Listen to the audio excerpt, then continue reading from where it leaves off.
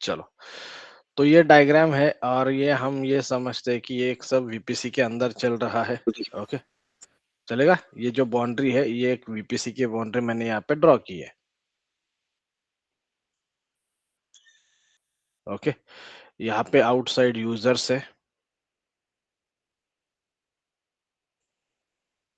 मुझे लगा कोई प्रैक्टिकल के लिए स्क्रीन शेयर करेगा, इसलिए मैंने यहाँ से ज्वाइन किया। No problem. और किसी का प्रॉब्लम हो सकता है वो सॉल्व करके ले लो मैडम से आजकल, ताकि हम बाकी के सारे सेशन उस टूल से ही ले सके। ओके, तो ये है हमारे सारे यूजर्स।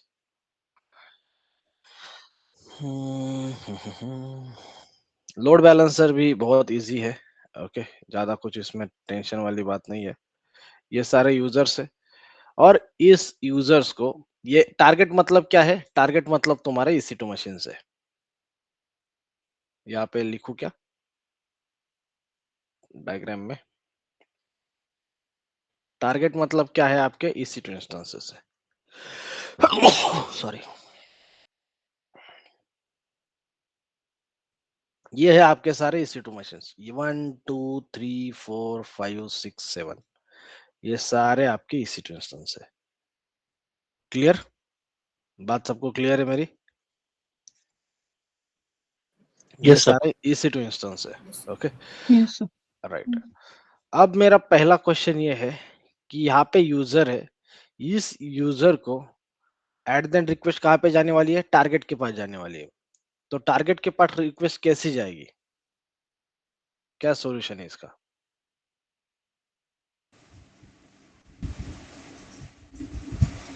Load balance. राइट, किसने सही बोला सर? लोड बैलेंसर से जाएगी। लेकिन लोड बैलेंसर के पास डायरेक्ट कभी रिक्वेस्ट नहीं जाएगी, तो सबसे पहले किसके पास रिक्वेस्ट जाएगी? Internet gateway. चलो, इंटरनेट गेटवे बोला आपने, चलो वो भी मान लेते। और किसके पास रिक्वेस्ट जाएगी? पैकेट कैसे ट्रैवल होगा? आप जब कंपनी में काम करोगे तो आपको इस टाइप के क्वेश्चन पूछेंगे, सिनेरियो बेस्ड। कंपनी में ये कोई नहीं बोलेगा व्हाट इज लोड बैलेंसर बताओ और आपका सिलेक्शन होगा, नहीं। आपको ये पूछा जाएगा कि जो भी लोड बैलेंसर रिक्वेस्ट क्रिएट करेगा वो रिक्वेस्ट कैसे ट्रांसफर होने वाली है। Following OSI layer. Router. Hello sir. सबसे पहले हाँ बोलो। हाँ सर, सबसे पहले रिक्वेस्ट इंटरनेट गेटवे पे जाएगी। उसके ओके, बाद लोड बैलेंसर पे। वो as per diagram load balancer से जो लिसनर का रोल है, वहाँ से टारगेट ग्रुप पर वो डिस्ट्रीब्यूट होगा। टारगेट ग्रुप में जो भी EC2 है। ओके। हम्म, एक कुछ बचा है आपका, आप एक मिस कर रहे हो। एक कंपोनेंट मैंने बताया था आपको। राउटर। ग्रुप। हम्म, जब सिक्योरिटी मैं ग्रुप। तुमको बेसिक नेटवर्किंग सिखा रहा था ना, उसमें वही कंपोनेंट था। सिखा। Sir NaCl। हम्म, आप याद करो DNS जो है। पहले से। हाँ, किसी ने आप सही बोला। एक रिक्वेस्ट है यहाँ पे HTTPS।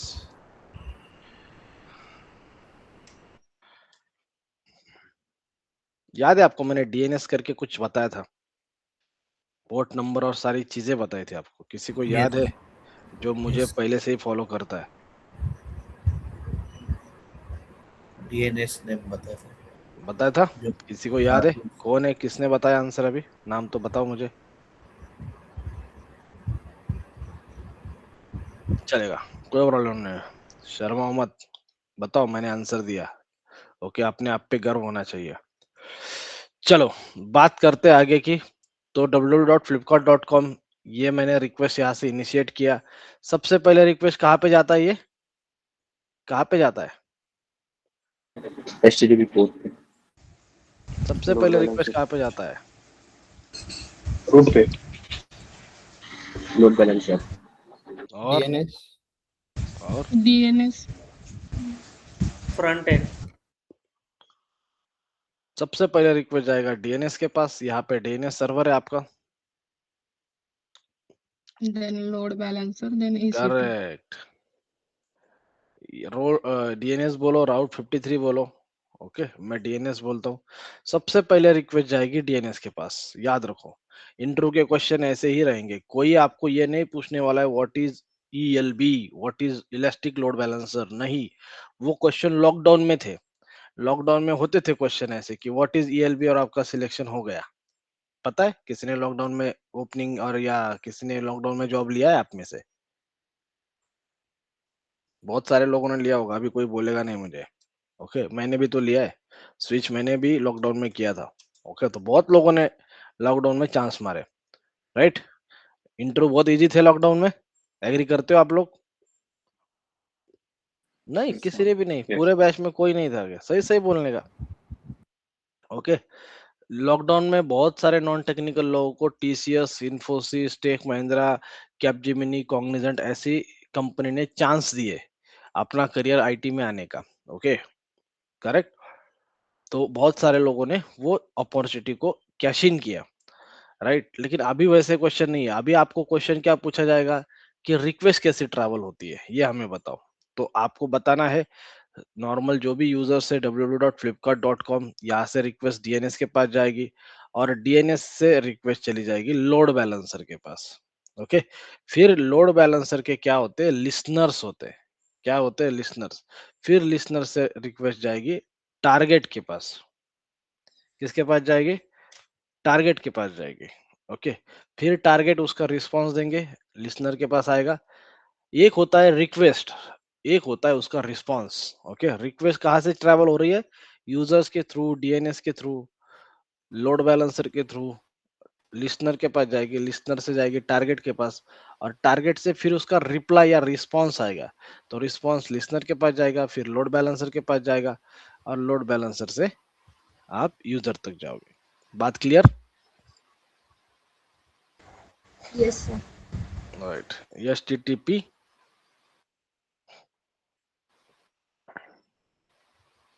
या तो एचटीटीपीएस, ये वाली रिक्वेस्ट रहेगी। ओके, चलो। और एक इंपॉर्टेंट है कि मान लो यूजर को एक्सेस लेना है इस EC2 इंस्टेंस का। ओके, यूजर को इस EC2 मशीन का एक्सेस लेना है, तो ये एक्सेस कैसे लिया जाएगा? How to take access of all this EC2 instance? As a company employ मैं यहाँ पे हूँ, मेरे पास मेरा लैपटॉप है।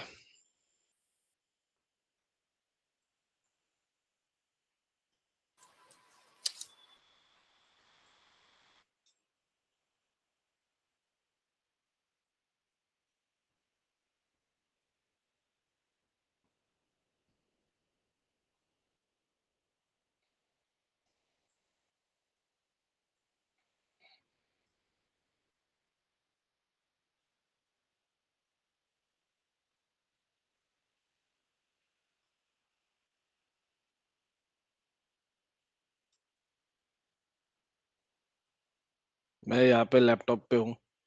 ओके, और मुझे EC2 इंस्टेंस का एक्सेस लेना है, तो मैं कैसे जाऊंगा? मेरी रिक्वेस्ट कैसे ट्रांसफर होगी? इस सर मैं नाम लिखता हूँ राम, राम नाम का यूजर है।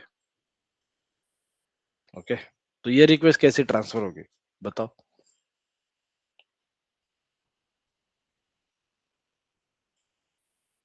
Am audible? मेरी आवाज आ रही है आपको? Yes sir. बताओ कैसे उसका रिक्वेस्ट आईडी ट्रांसफर क्रिएट होगी? करना पड़ेगा सर पहले कंपनी के पोर्टल पे, और फिर एक्सेसेस अलाउ करने पड़ेंगे आईडी। चलेगा, आपने बोला बिल्कुल सही बोला। मान लो आईडी ऑलरेडी है ram@, कंपनी का नाम लेते हैं यंग माइंड, राइट? चलेगा? या तो कंपनी का इन्फोसिस नाम लेते हैं।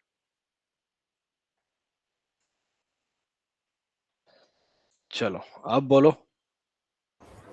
सर इंटरनेट गेटवे राउटर, फिर router table, okay NACL security group and then instance के पास जाएगी रिक्वेस्ट। ओके, तो सबसे पहले ये जाएगा और एक्टिव डायरेक्टरी के साथ इसका यूजर का ऑथेंटिकेशन होगा। एग्री?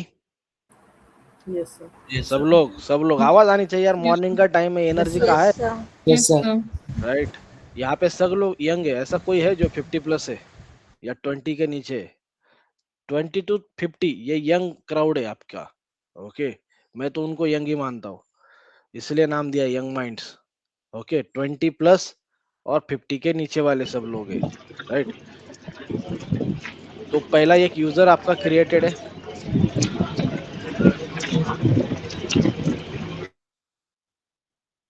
पहला आपका एक यूजर क्रिएटेड है। एडी, एडी मतलब क्या, एक्टिव डायरेक्टरी के साथ इसका क्या हुआ, ऑथेंटिकेशन हुआ।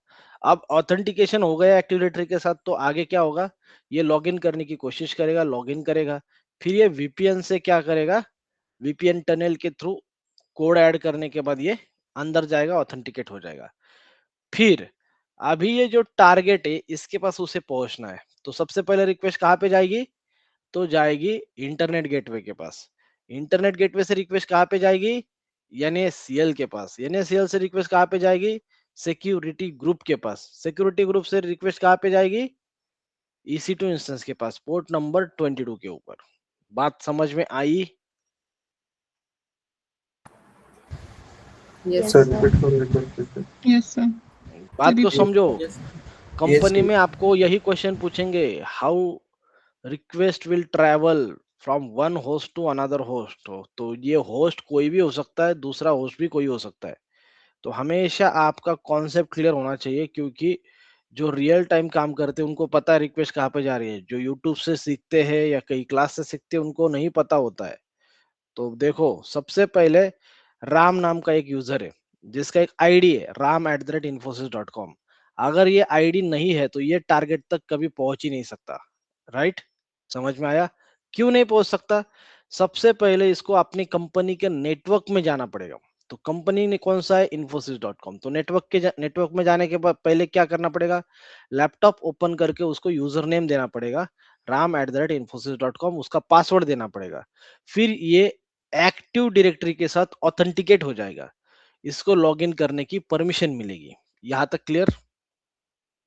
Yes. इनसे डोमेन में ऐड होना है ना, सॉरी, बोलो। इनसे डोमेन में ऐड होना है ना। डोमेन में है ना ये @infosys.com। व्हाट इज दिस, वही दिस बोल इज रहा नथिंग बट द डोमेन। ये डोमेन है ना, डोमेन का यूजर है। तो ये पहले वही बोल लैपटॉप में रहा लॉगिन कर दिया, लैपटॉप में लॉगिन करने के बाद फिर अब क्या होगा, ऑथेंटिकेट हो गया एक्टिविटी के साथ। फिर अभी वीपीएन टनल के थ्रू कंपनी के नेटवर्क में जाएगा। तो वीपीएन के साथ भी ऑथेंटिकेट होना चाहिए। वीपीएन के साथ जब ऑथेंटिकेट हो जाएगा तो फिर इंटरनेट गेटवे पे जाएगा। इंटरनेट गेटवे से बोलो, कहाँ पे जाएगा इंटरनेट गेटवे से? Security group.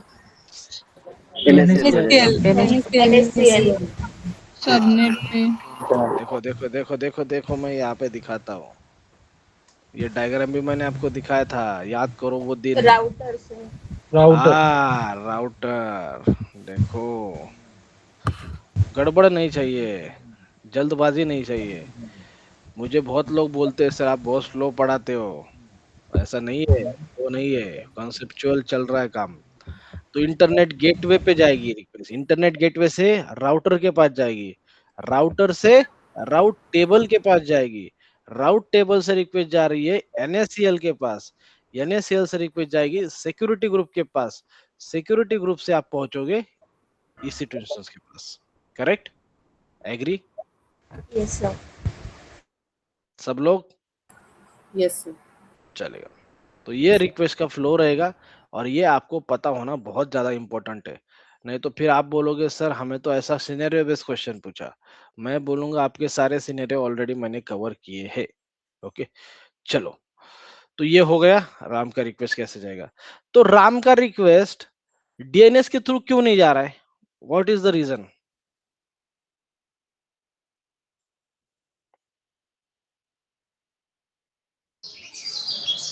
यूजर के पास वो एक्सेस नहीं होता है सर उसमें जाने के लिए।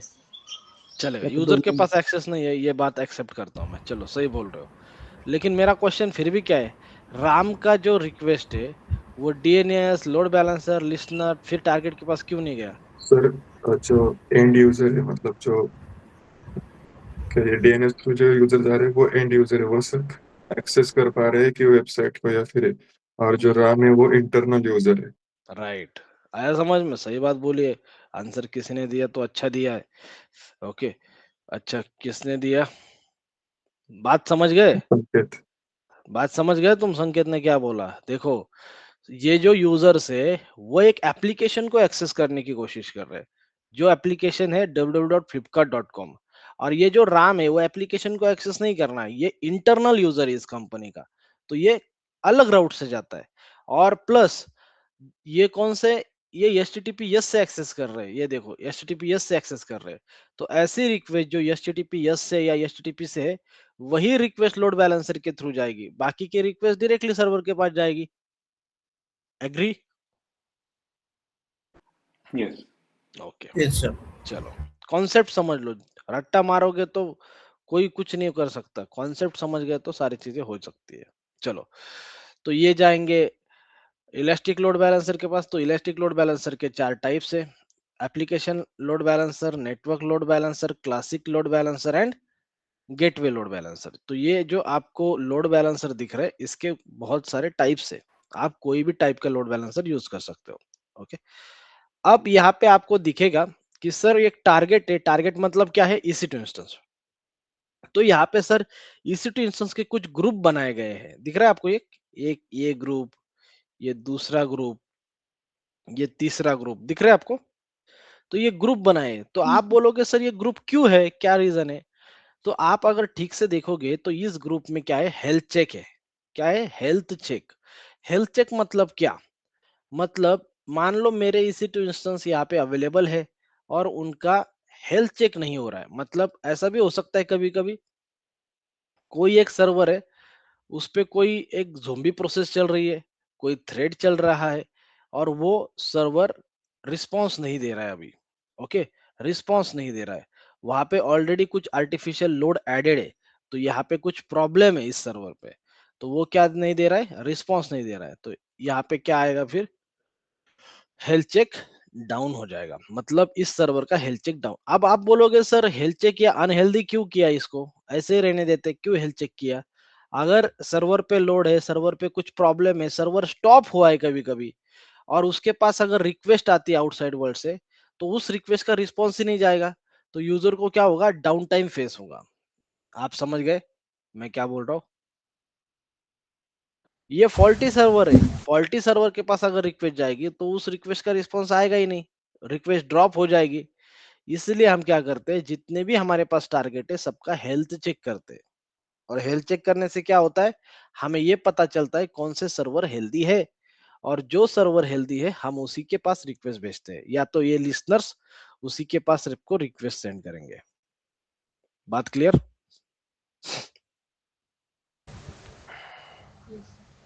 Sir health check every minute होता है क्या?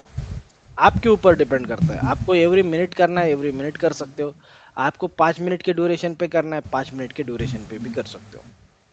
ओके, अब ये क्वेश्चन आएगा आपकी तरफ से, सर ये हेल्दी एंड अनहेल्दी कैसे डिक्लेयर होता है सर्वर, ये भी तो क्वेश्चन हो सकता है, राइट।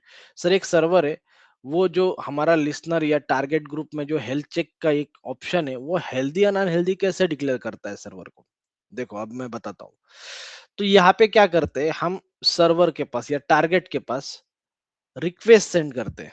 ओके, एक API रिक्वेस्ट करते हैं, और रिक्वेस्ट ये कौन करता है, हेल्थ चेक का जो ग्रुप होता है, टारगेट ग्रुप होता है, वही काम करके देता है आपको। ओके, टारगेट ग्रुप क्या करेगा, इसके पास रिक्वेस्ट सेंड करेगा, चेक करेगा इसका रिस्पॉन्स आया कि नहीं। ओके, तो ऐसे 5 रिक्वेस्ट, 1 2 3 4 5, 5 रिक्वेस्ट सेंड करेगा और उनका सबका आउटपुट ओके करके आया, तो समझ लेगा ये सर्वर क्या है, हेल्दी है।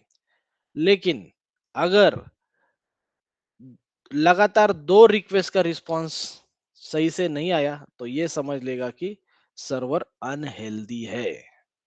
बात क्लियर।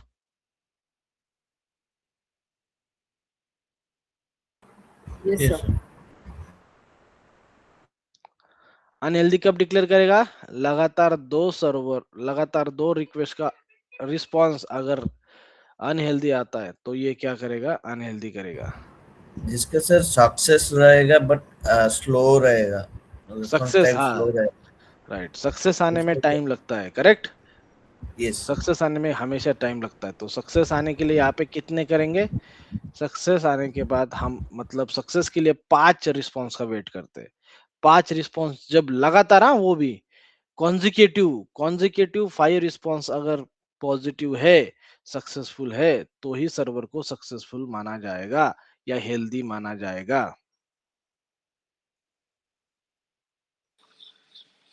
चलो रिक्वेस्ट कौन सा टाइप्स का रहता है, या फिर पिंग करते हैं या HTTP। टीसीपी का रहता है? हम्म HTTP रहता सर एक रिक्वेस्ट भेजते हैं यानी एग्जैक्ट क्या करते हैं? हम्म रिक्वेस्ट भेजते हैं यानी एग्जैक्ट क्या करते हैं? हम कमांड नहीं, फायर हम नहीं करके करते। यहाँ पे टारगेट ग्रुप बनाया है ना, टारगेट ग्रुप क्या करता है, वो देखता है मेरे पास कितने सर्वर है इस टारगेट ग्रुप में, 5 सर्वर है, राइट। तो वो क्या करता है, हर एक सर्वर पर रिक्वेस्ट सेंड करता है कि भाई यहाँ से रिस्पॉन्स आ रहा है कि नहीं। और अगर रिस्पॉन्स ड्रॉप होता है या कुछ प्रॉब्लम है उस सर्वर पे, तो रिक्वेस्ट का रिस्पॉन्स ही नहीं आता है, राइट। मैं आपको कॉल लगाऊं, हेलो राम, और आप मुझे कॉल नहीं उठा रहे हो, पहला कॉल नहीं उठाया, चलो ठीक है, फिर मैं कल आपको फिर से कॉल लगाता हूँ, फिर भी आप मेरा कॉल नहीं उठाते, मैं आपके बचपन का दोस्त हूँ, ओके। तो क्या समझ आता है यार, कुछ तो प्रॉब्लम है, या तो राम का नंबर नहीं है, या तो राम ने मेरा नंबर डिलीट किया, या राम के साथ कुछ प्रॉब्लम हुआ है, राइट। समझ में आ रहा है? तो वैसे यहाँ पे भी होता है। टारगेट ग्रुप क्या करता है, टारगेट ग्रुप हेल्थ चेक करता रहता है सारे टारगेट की, कि लगातार दो लगातार 5 रिक्वेस्ट का रिस्पॉन्स अगर सही से आता है तो बोलता है हेल्दी है, और लगातार 2 रिक्वेस्ट कॉन्जिक्यूटिव रिक्वेस्ट अगर ड्रॉप हो जाती है, उनमें कुछ प्रॉब्लम होता है, तो वो अनहेल्दी डिक्लेयर कर लेता है सर्वर को। क्लियर? सबको क्लियर कॉन्सेप्ट? है। Yes sir. चलेगा। तो ये है हमारा लोड बैलेंसर। अब मैं और एक चीज सर ऐड करता हूँ, बोलो। ये टारगेट जो है वो EC2 मशीन से पूरा, राइट? यस, टारगेट तो मतलब ये EC2 मशीन। रोल, वो जो लिसनर को ना, लिसनर एक लोड रोल, बैलेंसर का ही कंपोनेंट है। ओके, ये ऐसा अलग और से लोड कंपोनेंट नहीं है कि बैलेंसर में आप ये क्या रहता अलग से लिसनर क्रिएट करते हैं, ऐसा कुछ नहीं है। जब आप लोड है? बैलेंसर क्रिएट करते हो, उसका अपना कंपोनेंट होता है लिसनर, ओके। ओके।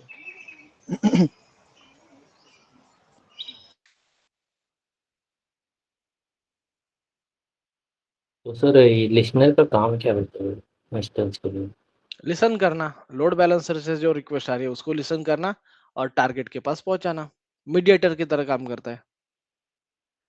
समझ में आया? सर ये कंपोनेंट रहता है कि कोई, या तो ये हार्डवेयर कंपोनेंट डिवाइस? है। ये कंपोनेंट मतलब लोड बैलेंसर का इंटरनल कंपोनेंट है। लोड बैलेंसर ही उसका टेक केयर करता है, हमें उसका कुछ करने की जरूरत नहीं है। जब लोड बैलेंसर आप क्रिएट करोगे तो लिसनर, मैं आपको दिखाऊंगा वहां पे, लिसनर भी क्रिएट हो जाएगा। और ये क्या करेगा, लोड बैलेंसर लिसनर के थ्रू, मतलब डायरेक्टली टारगेट के पास नहीं जाएगा, रिक्वेस्ट सारे लिसनर के पास आएगी, लिसनर फिर आगे डिस्ट्रीब्यूट करेगा, ओके। समझ में आया? तो आपके एक नया पॉइंट और बताता हूँ। आपके AWS के अकाउंट में 1 2 3 4 5 6 7, ये हो गए आपके 7 EC2 इंस्टेंस। और 2 EC2 इंस्टेंस ऐड हो जाते हैं तो क्या होगा, ये अकाउंट में आपने क्या किया, और 2 EC2 मशीन ऐड किया, यहाँ पे भी एक कर दिया, और यहाँ पे भी एक कर दिया, ओके। ऐसे 2 EC2 मशीन आपने ऐड कर दिए। तो क्या अभी इस मशीन के पास रिक्वेस्ट जाएगी लिसनर की? क्या लगता है आपको? सेम अकाउंट में, जिस अकाउंट में आपके ये सारे सर्वर्स है, वहां पे आपने 2 सर्वर और ऐड कर दिए, तो इन दोनों के पास रिक्वेस्ट जाएगी? नहीं जाएगी सर। लिसनर को कनेक्शन रहेगा क्या उसका सर?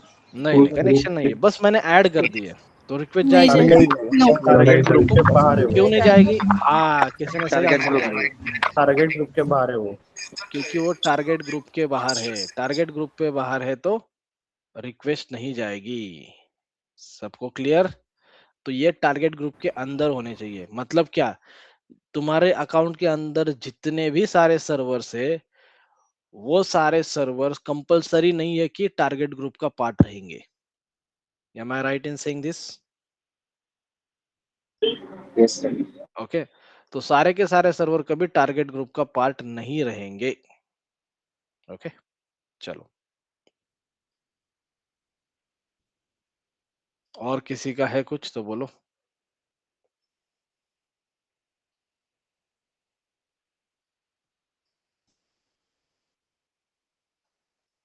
अब एक और क्वेश्चन, मान लो एक फ्रेशर है या कोई है जिसने गलती से लोड बैलेंसर ही डिलीट किया, तो अब क्या होगा?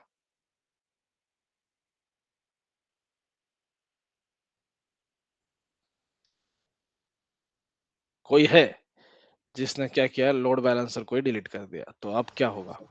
रिक्वेस्ट फेल हो जाएगा यूजर का, या तो एरर आएगा।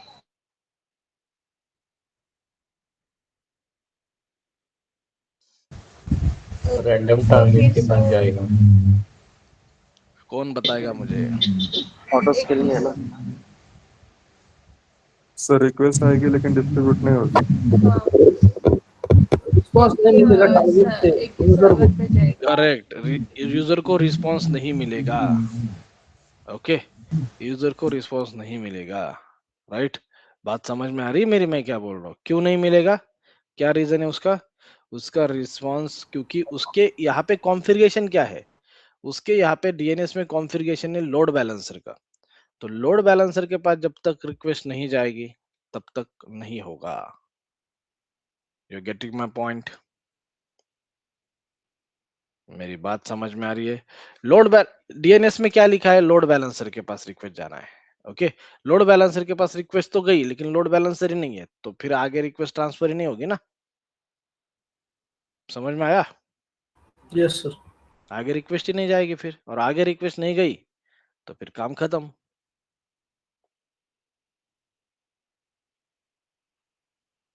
समझ में आया ना?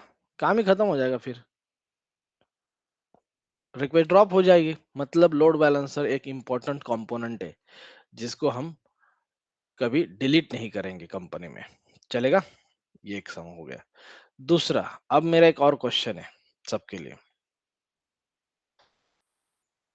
मान लो मैं ये जो सारे टारगेट ग्रुप्स है वो एक ही अवेबिलिटी ग्रुप, एक ही अवेबिलिटी जोन में क्रिएट करता हूँ। अवेबिलिटी जोन मतलब क्या?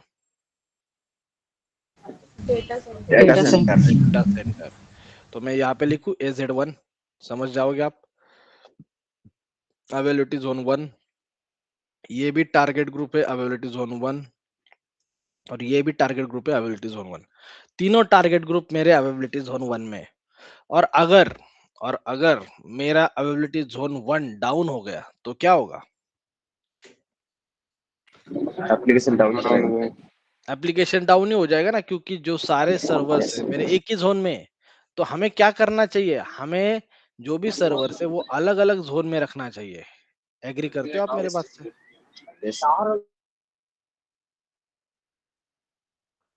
सब लोग एग्री कर रहे हो? बात समझ में आ रही है मैं क्या बोलना चाहता हूँ आपसे? इसको बोलते हैं highly available application. Highly available कब होगा? जब आपके जो टारगेट ग्रुप है आप क्या करोगे? अलग अलग अवेलेबिलिटी जोन में उनको प्लेस करोगे। एक ही अवेलेबिलिटी जोन में है और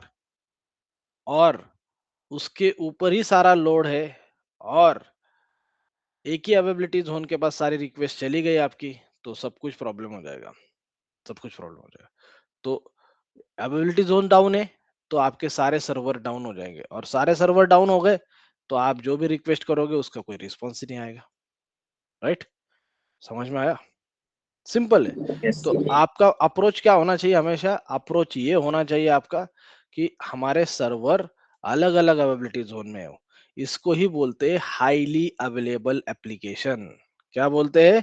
हाईली अवेलेबल। मतलब गलती से खुदा ना खास्ता, ओके, कभी एक पूरा का पूरा जोन या डेटा सेंटर भी डाउन हो गया तो भी आपका एप्लीकेशन अप एंड रनिंग रहेगा, यूजर को डाउन टाइम फेस नहीं होगा। करेक्ट? यहाँ तक किसी को डाउट है? बोलिए। नहीं तो और एक कौन सा? ये सारे सिनेरियो, ये एक डायग्राम के ऊपर मैं सारे सिनेरियो बेस्ड क्वेश्चन निकाल रहा हूँ। क्या क्या सिनेरियो बेस्ड क्वेश्चन होते हैं? इंट्रो में ऐसे ही क्वेश्चन आते हैं, मैं आपको पहले ही बोल रहा हूँ। ओके, चलो ये हो गया। नया क्वेश्चन लाता हूँ। मान लो तुम्हारे पास अभी कितने टारगेट है? 1 2 3 4 5 6 7। ओके, तुम्हारे पास 7 टारगेट है और सब कुछ सही से चल रहा है आपका एप्लीकेशन, आप हैप्पी हो। लेकिन अचानक से आपका एप्लीकेशन फेमस हो गया www.flipkart.com या कुछ सेल वेल कुछ भी है, और अभी ये 7 सर्वर इनसफिशिएंट है, आपको और 10 सर्वर की जरूरत है, तो फिर आपको क्या करना पड़ेगा? Auto scaling. ओके, तो ऑटो आपको स्केलिंग। ELB के साथ ऑटो स्केलिंग को प्लेस करना पड़ेगा। जब आप ELB के साथ ऑटो स्केलिंग को प्लेस करोगे तो होगा क्या? 7 सर्वर तो चल रहे, जैसे ही लोड आया ऑटोमेटिकली नए server as per the requirement create हो जाएंगे और आपका लोड जो है वो डिस्ट्रीब्यूट हो जाएगा। क्लियर? समझ में आया सबको? Yes Yes, sir. चलेगा। तो लोड बैलेंसर की ये टाइप है, application load balancer, network load balancer, classic load balancer and gateway load balancer. Okay, सबके बारे में एक डिफरेंस यहाँ पे नोट डाउन ऑलरेडी करके रखा है। ओके, अमेजोन के वेबसाइट पे आप यहाँ पे ओपन करोगे तो आपको यहाँ पे दिखेगा, ये लिंक भी मैं आपके साथ देता हूँ। ये डिफरेंस नोट डाउन करके ले लो, हाँ। ये डिफरेंस जो है वो नोट डाउन करके ले लो, आपके पास इंट्रो में ये डिफरेंस आपको पूछेंगे। ओके, तो एप्लीकेशन लोड बैलेंसर काम करता है लेयर नंबर 7। तो आपको पता है हमने ओएसआई मॉडल देखा था, ओएसआई मॉडल में 7 लेयर थे, physical layer to application layer. किसी को याद है? Yes, sir. Yes, sir. Right? आपको लगा होगा उस टाइम पे सर ने हमारा टाइम पास किया। ओके, ये तो इंजीनियरिंग में हो चुका है, लेकिन ये बात यहाँ पे आ गई। मैं आपको सारी चीजें जितना भी मैंने आपको बेसिक सिखाया है, मैं हर एक पॉइंट आपको हाईलाइट करके दूंगा कि ये मैंने तुम्हारा कुछ एक दिन का भी टाइम पास नहीं किया है। ओके, तो लेयर 7 मतलब एप्लीकेशन लेयर। तो एप्लीकेशन लोड बैलेंसर किस में होता है? एप्लीकेशन लेयर में ही काम करता है, एचटीटीपी एंड एचटीटीपीएस के ऊपर। Network load balancer, network load balancer, network layer कौन सा है? 3. 3 है, लेकिन ये काम कौन से करता है? 4। नहीं तो आप क्या करोगे, यहाँ पे गड़बड़ कर जाओगे इंट्रो में। जब मैं फ्रेशर था, जब मैंने एडब्ल्यूएस पढ़ा था, तो मेरा हमेशा कंफ्यूजन होता था और मैं इंट्रो में गलत आंसर दिया था एक बार। क्या दिया था? नेटवर्क लोड बैलेंसर कौन से लेयर पे काम करता है? तो मैंने बोला था 3, जबकि उसका एक्चुअल लेयर कौन सा है? 4। जब मेरा 3-4 साल का एक्सपीरियंस हुआ था और मैं इंटरव्यू देने के लिए चला गया था, ये गलती मेरे से हुई थी। क्योंकि एप्लीकेशन लेयर मैंने 7 बता दिया, 7th सही आया। नेटवर्क लेयर तो मैंने 3 बता दिया, तो आंसर गलत था। नेटवर्क लेयर काम करता है लेयर नंबर 4 पे, जिसका नाम है transport layer, TCP, UDP, TLS. Okay, चलेगा।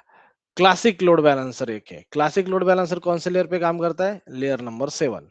Okay, right? तो ये पुराना लोड बैलेंसर है, क्लासिक लोड बैलेंसर, जिसको इन्होंने डिकमीशन कर दिया था और अभी उन्होंने क्या किया, इसका एक वर्जन 2 लॉन्च किया है। देखते हैं, मैं आपको दिखाता हूँ, थोड़ी देर में दिखाता हूँ। ओके, तो ऐसे करके हमारे पास 4 लोड बैलेंसर है। तो आपके माइंड में ये क्वेश्चन आएगा, सर 4 लोड बैलेंसर तो है, लेकिन कंपनी में कौन सा यूज करते हैं वो बताओ हमें, राइट?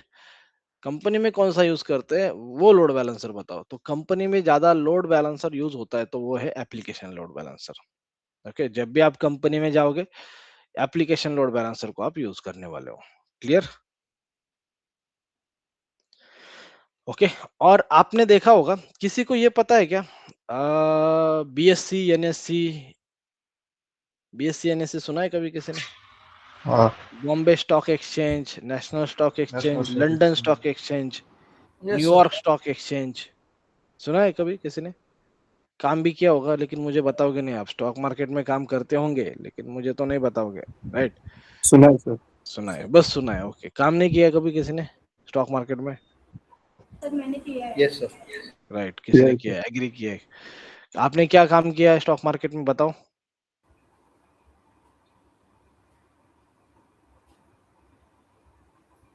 मैंने भी किया है।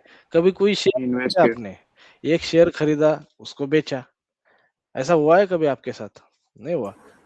Yes sir. Yes sir. Yes sir. Okay, उसमें कुछ गलत नहीं है, जुगाड़ की बात नहीं है। मैं ये बोल रहा हूँ कि आपने काम किया कि नहीं किया। ओके, कितना प्रॉफिट कमाया मैंने पूछा भी नहीं किसी से। ओके, मैंने बस सिंपल बोला। आप क्या करते हो, मार्केट में काम करते हो या आपके रिलेटिव काम करते होंगे, भाई बहन काम करते होंगे, कोई ना कोई तो करता होगा। तो क्या क्या होता है एक्चुअल में, एक शेयर खरीदते हो आप, मान लो यहाँ पे प्राइस चल रही है 700 कितना 95। ओके, 795, 795 पे खरीदा, 800 रुपए पे बेच दिया, 5 रुपए आपका प्रॉफिट हो गया। ओके, एक मोटा मोटी पकड़ रहा हूँ। नहीं तो कोई बोलेगा नहीं सर ब्रोकरेज लगता है, टैक्स लगता है, ये लगता है, वो लगता है। मैं एक एग्जांपल ले रहा हूँ। ओके, तो क्या होता है, आप देखो, आप ट्रेडिंग करते हो, क्या आप अकेले ट्रेडिंग करते हो क्या? नहीं, बहुत सारे लोग करते हैं। ओके, हमारा जो स्टॉक एक्सचेंज काम करता है, वो काम करता है 9:30 से 3:30 बजे तक, राइट? इन जनरल ओके, 9:30 से 3:30 तक काम करता है। ओके, तो उसमें बहुत सारे ट्रेड्स होते हैं, राइट? ट्रेड्स होते हैं, बहुत सारे ट्रांजैक्शंस होते हैं, बहुत सारी चीजें होती है। तो ऐसे कुछ जो एप्लीकेशन है जो बहुत एक्टिव होते हैं, जहाँ पे बहुत सारे यूजर्स होते हैं, तो वहां पे हम क्या करते हैं, नेटवर्क लोड बैलेंसर का यूज करते हैं। बात समझ में आई? Heavy application, millions of request per second है। कितना? Millions of. ऐसे कौन से एप्लीकेशन है और जहाँ पे बहुत सारे रिक्वेस्ट होती है एक ही साथ में? फ्लिपकार्ट का नहीं है, फ्लिपकार्ट तो सिंपल है। गेमिंग का एप्लीकेशन कौन सा? Railway reservation. हाँ हाँ, रेलवे। रेलवे वाला तो कैसा है, अभी वो गवर्नमेंट वेबसाइट जैसा है, उस पे कितना भी ट्रैफिक हो तो वो भी स्लो ही चलता है वो, राइट? जब तक मैं टिकट बुक करता था, जब मैं कॉलेज में था, तो मैंने देखा था उसकी जो वेबसाइट है बहुत स्लो चलती है। अब कैसा चलता है मुझे एग्जैक्टली आइडिया नहीं है। अब कैसा है? अभी इम्प्रूव्ड है सर। इम्प्रूव है क्या? चलो बढ़िया है फिर तो। यस। तो जहाँ पे millions of request per second है, वहां पे कौन सा लोड बैलेंसर यूज किया जाएगा? Network load balancer, right? Classic load balancer सबसे पहले वाला लोड बैलेंसर है। एडब्ल्यूएस ने जब लॉन्च किया था, तो क्लासिक लोड बैलेंसर के साथ लॉन्च किया था, लेकिन over the period of time ये डिकमीशन हो गया। अभी वो इसका वर्जन 2 उन्होंने लॉन्च किया है अभी अभी। लेकिन सबसे फेवरेट अगर या सबसे ज्यादा कोई लोड बैलेंसर यूज होता है, तो वो एप्लीकेशन लोड बैलेंसर होता है। आपके कंपनी में आपको किसी ने क्वेश्चन पूछा तो उनको भी यही बता दो, हम एप्लीकेशन लोड बैलेंसर का यूज करते हैं। चलेगा? अब कुछ थ्योरेटिकल पार्ट है बहुत ज्यादा। ओके, उसको भी समझना पड़ेगा, क्या करें, थ्योरेटिकल है, करना तो पड़ता है, राइट? चलेगा? करें स्टार्ट। तो थ्योरेटिकल पार्ट में क्या क्या है? पहला है लिसनर, ईएलबी लिसनर। ईएलबी लिसनर्स क्या करता है? ये देखो, ये कंपोनेंट है ईएलबी लिसनर्स। ये क्या करता है? लोड बैलेंसर से जो रिक्वेस्ट आ रही है उसको रीड करता है। ये देखो, that checks connection request, front end check traffic from client to the listener. Okay, front end मतलब क्या? लिसनर में भी फ्रंट एंड बैक एंड होता है।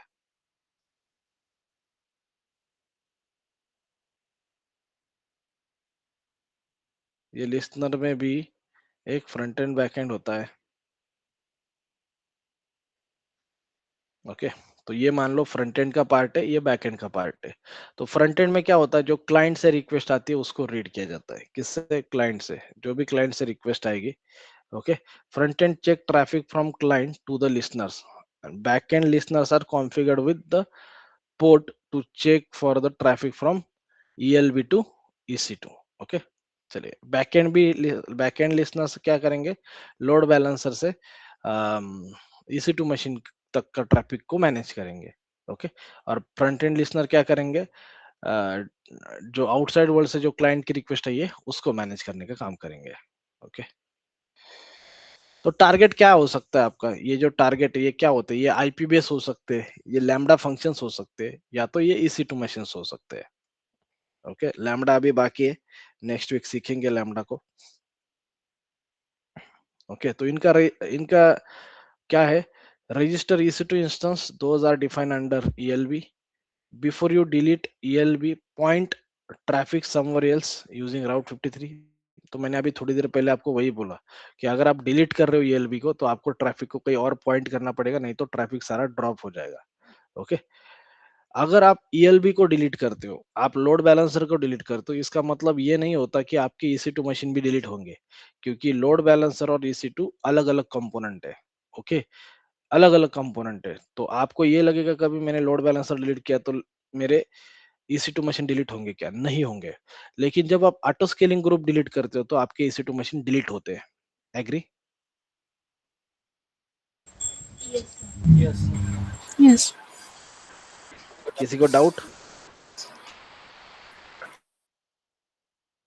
नहीं है। कल हमने देखा ऑटो स्केलिंग ग्रुप डिलीट किया हमने, तो सारे EC2 मशीन भी डिलीट हो गए। ओके, तो यहाँ पे वैसा नहीं चलेगा। आपने अगर यहाँ पे लोड बैलेंसर डिलीट किया, तो ये टारगेट हमारे डिलीट नहीं होंगे। ओके,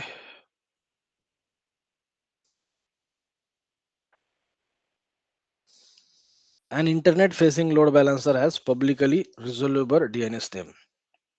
तो ये जो लोड बैलेंसर है, ये जब आप लोड बैलेंसर क्रिएट करते हो तो ये लोड बैलेंसर को भी एक डीएनएस नेम मिल जाता है। इसको क्या बोलते हैं हम? एक्सटर्नल फेसिंग लोड बैलेंसर या एक्सटर्नल लोड बैलेंसर या तो internet facing load balancer. Okay, तो ऐसा ही एक लोड बैलेंसर अपन अंदर भी रख सकते हैं। मैं आपको दिखाता हूँ थोड़ा सा।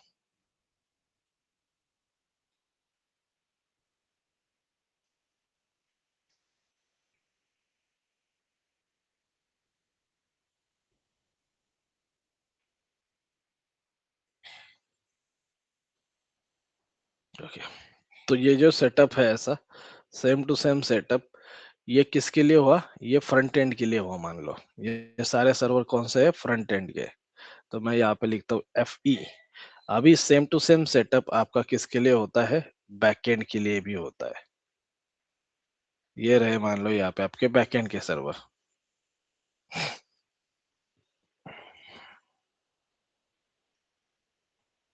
ओके, और यहाँ पे मैं ड्रॉ करता हूँ।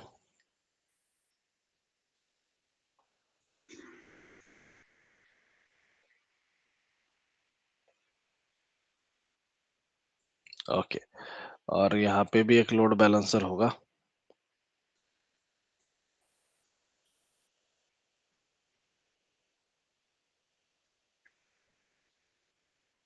तो यहाँ से ऐसी रिक्वेस्ट आएगी ये सारी। ओके, मैं ड्रॉ नहीं करता हूँ सबका, ऐसा करता हूँ। ओके, ये सब सर्वर से रिक्वेस्ट आएगी इस लोड बैलेंसर के पास, और फिर यहाँ से यहाँ पे जाएगी।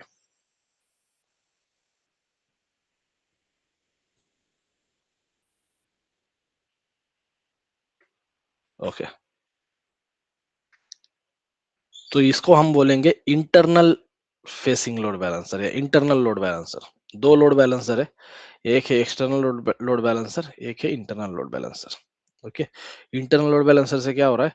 फ्रंट एंड से ट्रॉफिक किसके पास आ रहा है? बैक एंड के पास आ रहा है। क्लियर सबको? वेब टू ऐप कैसे जाएगा? करेक्ट।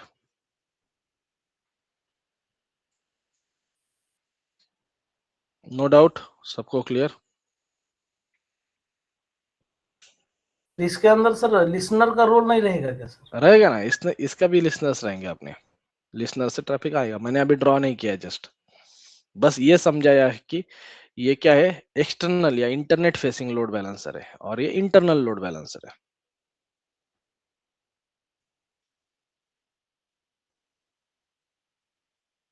तो सर जब भी यूजर मतलब एक्सेस करेगा फ्लिपकार्ट का एप्लीकेशन तो फिर एक्सटर्नल से फिर इंटरनल आएगा, राइट? यस।